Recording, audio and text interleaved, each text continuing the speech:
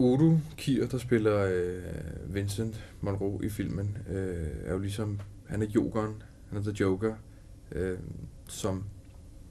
som jagter det her virus lige så intenst som Søren Rastrup.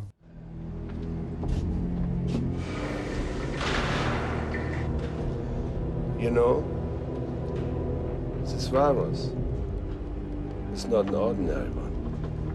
No, I hope not.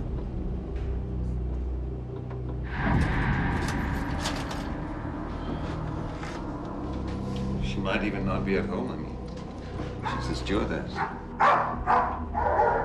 She's home.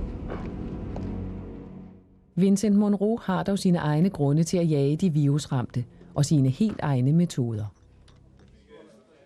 I denne scene skal Vincent Monroe, spillet af Udo Kier, tænde og kaste en brandbombe efter en kvinde, som han tror er smittet.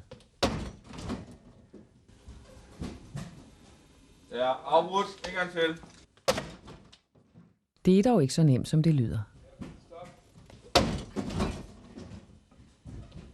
Afbrudt. Værsgo.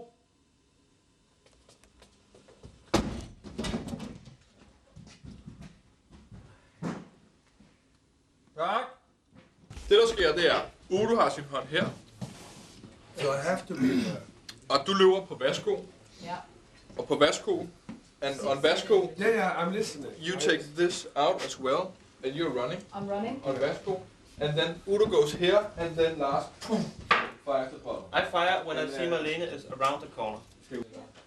Lars Andersen fra Special Effect-værkstedet har bygget en kastemaskine for at sikre, at flasken altid rammer det rigtige sted, og ikke skuespilleren. Det er dog ikke flasken, der eksploderer.